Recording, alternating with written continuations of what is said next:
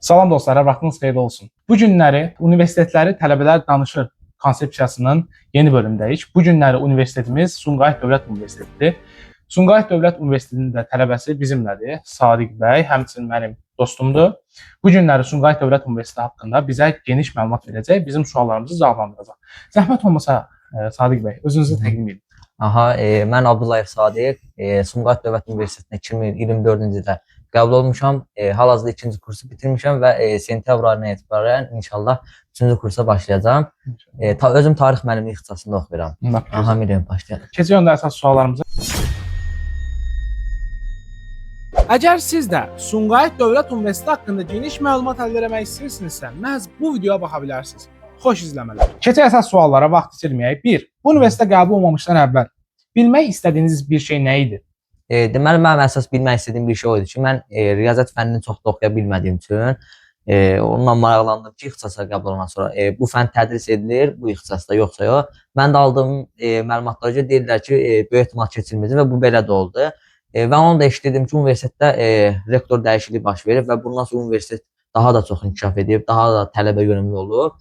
Bu müsbət hallar təbii ki, çox xoş oldu. Yəni universitetə qəbul olduqdan sonra və özüm oxumağa başlayandan sonra da bunu əyani şəkildə görməyə başladım. Bu qədər. Aydın. Lap gözəl. Keçək ikinci sualımıza. Sumqayıt Dövlət Universitetinin müəllim heyəti necədir? Müəllimlər tələbə yönümlüdürmü? Zəhmət olmasa cavab verin. Müəllimlər bəli, tələbə yönümlüdür. Yəni hələ ki mən 2 kurs oxumuşam orada. İndi 3-cü kursa başlayacağam. Bu 2 kurs ərzində həqiqətən də müəllimlərin, ümumiyyətlə bizim fakültənin tələbə yönümlü olduğunu, tələbələrin inkişafı üçün əllərindən gələni elədiklərin şahid olmuşam. Ümumi 10 bal üzərindən qiymətləndirmək istəsəm, 10 da verə bilərəm, ancaq mən burada 9 verəcəm. Çünki keçən kursda bir müəllim vardı ki, biraz problemlər falan oldu. Ona görə o 1 bal oradan çıxıram, 9 bal verirəm. Yenə də püsnə bal deyil. Elə də əlbəttə. Yaxşı baldır. Keçək 3-cü sualımıza. Sumqayıt Dövlət Universitetinin kampusu ümumilikdə binanın şəraiti olsun, texniki cəhəti olsun və digər amillər necədir? Deməli, kampusa gəldikdə yaşıllıqla əhatə olunmuş kampus var. Misal üçün, tələbələr üçün hətta universitetin arxa tərəfində nə bilim, turnik, hətta idman alətləri də var ki, orada istifadə edə bilərlər. Tələbə evinə gəldiksə, tələbə evinin şəraiti də normaldır, yəni belə pis deyil. Yəni qalmaq mümkündür. Hətta bir neçə il öncə də orada təmir işləri gedib. Müəyyən balı keçmiş tələbələrdə, misalda 500 balı keçən tələbələrdə tələbə evində qalmaq pulsuzdur. Yəni o şəraitlərdir. İndi bilmirəm, bu il qərar dəyişər ya dəyişməz. Yəqin ki, bu qərar dəyişməyəcək. Ümumi binanın əsas tədris binasının vəziyyəti yaxşıdır, kifayət qədər yaxşıdır. 2-ci korpus da yaxşıdır, pis deyil. 3-cü korpusda isə biraz təmirə necə deyim, biraz da yaxşılaşdırsalar, daha yaxşı olar. Amma 1-ci korpus çox yaxşıdır. Yəni belə mənim fikrimdə bu yaxşıdır həqiqətən də. Aydındır. Bir də onun arası qiymətləndirə bilərsiniz kampusu. Neçənci korpusda oxuyurdunuz? Mən əsas korpus, 1-ci korpusda oxuyuram. Qiymətləndirə bilərsiniz. 8 verərəm. 8, bax gözəl. Keçək 4-cü sualımıza. Sumqayıt Dövlət Universitetinin imtahan sistemi necədir? Yəni çətin yoxsa asan? İmtahanlar əsasən yazılı formada olur. Yəni 5 sual üzərindən, bilet çəkimi üzərindən təşkil olunur. Bu ildən etibarən isə hibrid formasında olur. Yəni həm orada variant formasında, həm də açıq formada suallar olur və az hallarda şifahi imtahanlarda yəni rast gəlmək mümkündür. Amma bu çox az hallarda olur. Misal üçün xarici dildə işgüzar və akademik kommunikasiya fənnində həm yazılı, həm şifahi ola bilər və yaxud da hər hansı bir müəllim ola bilər ki, imtahanı şifahi eləsin. Amma bu az hallarda olur, əsasən yazılı olur. Bu ildən isə bəzi fənlərdə dediyim kimi hibrid formasında tətbiq edilir. Aydındır. Lap gözəl. Bu sistemi 1-dən 10 arası qiymətləndirə bilərsinizmi?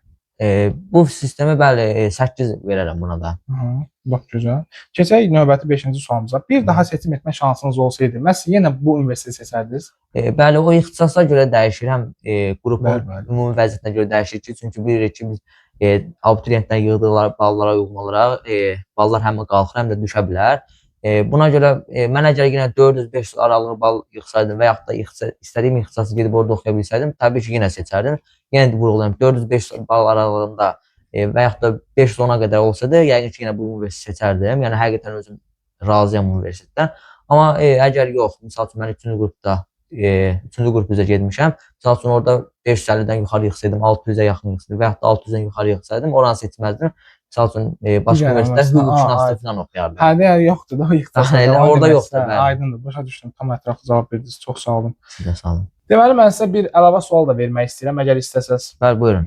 Deməli bu universitetin ən sevdiyiniz bir xüsusiyyəti və ən sevmədiyiniz, belə xoşunuz gəlmədiyi mənfi bir cəhətini deyə bilərsiniz? Ən sevdiyim xüsusiyyətlərdən biri tələbələr baxımından götürsək, 500 plus bal yığmış tələbələr əlavə olaraq öz pulsuz da oxuyacaqlar və yaxud da ortalamalarına görə təqaüd alacaq. Ondan əlavə olaraq 200 azın hər ay təqaüd və tələbə evində qalmaq üçün pulsuz şərait yaradırlar. Bu çox yaxşıdır həqiqətən də. Mənə də xoşum gəldi şəxsən. Belə həqiqətən o yaxşıdır.